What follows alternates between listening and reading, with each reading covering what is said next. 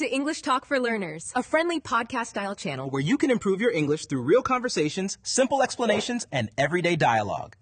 Hello, and a very warm welcome to the Easy English Listening Podcast. I am your host, Jack, and I am absolutely thrilled to be here with you today in our cozy studio.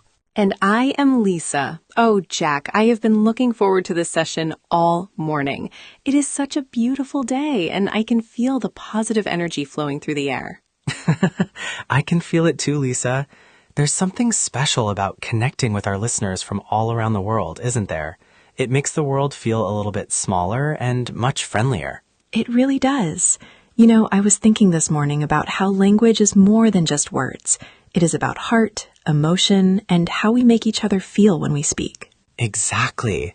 That is why we always tell our students, do not just learn the grammar, learn the feeling behind the words. If you speak with emotion, people will understand you even if you make a tiny mistake. So true. Like that time I tried to order a coffee in Italy and I was so nervous my hands were shaking. But because I smiled and looked hopeful, the barista understood exactly what I needed.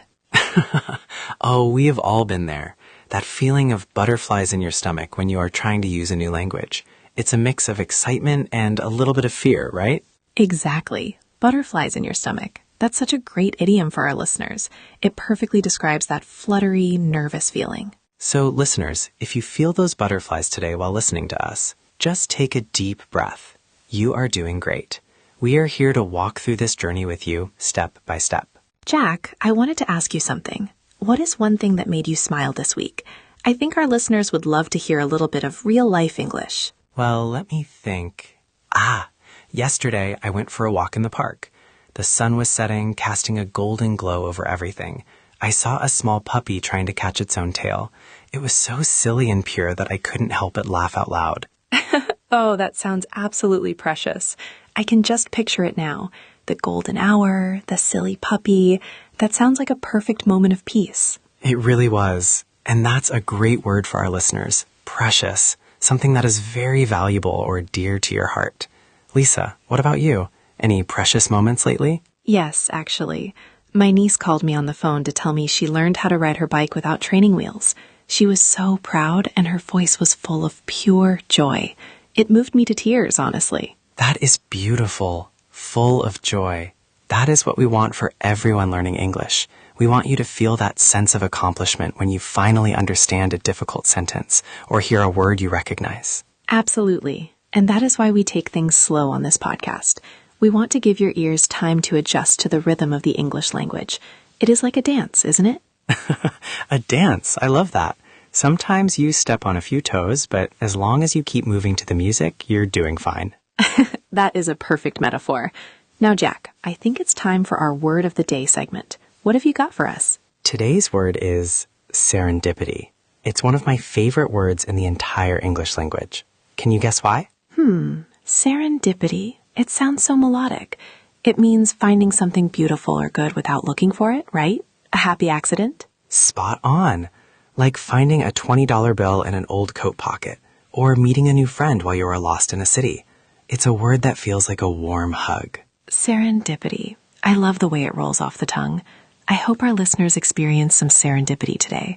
Maybe they'll stumble upon a beautiful song or a kind stranger. Speaking of kind strangers, I received an email from a listener named Marco in Brazil.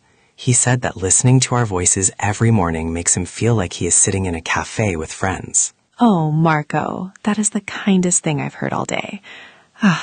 That is exactly why we do this. We aren't just voices in a machine. We are your friends across the ocean. We really are. And Marco, if you are listening, thank you for that wonderful message. It gave us a huge boost of motivation. Now let's talk about something a bit more practical. Jack, when people are feeling stuck in their English learning, what is your best advice for them to get their spark back? That is a great question. When you lose your spark, that excitement for learning, I think you need to stop studying and start living. Watch a movie you love, listen to music, or read a comic book. Yes, do not treat it like a chore. Treat it like a hobby. If you love cooking, find an English recipe. If you love football, watch a match with English commentary. Make it fun. Exactly. If you are having fun, your brain opens up. It becomes like a sponge, soaking up all the new sounds and structures without you even realizing it. Like a sponge. We are using so many great metaphors today, Jack. Our listeners are going to have a vocabulary list a mile long. Well, we have plenty of time.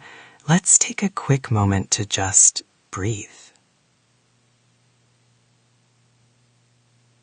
Sometimes in the middle of a busy day, we forget to just be present. That was a nice pause. I felt the stillness. It's important to remember that learning a language is a marathon, not a sprint.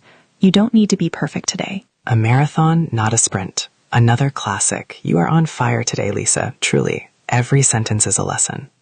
Oh, stop it, Jack. You're making me blush. But really, I just want our listeners to feel confident.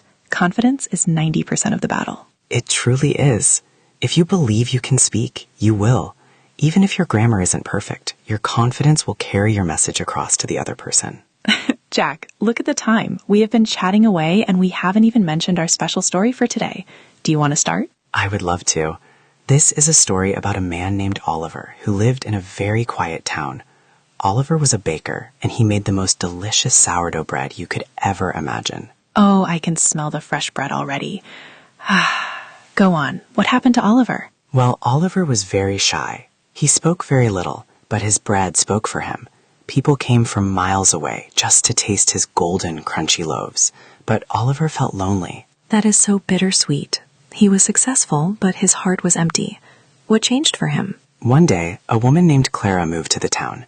She didn't speak the local language very well.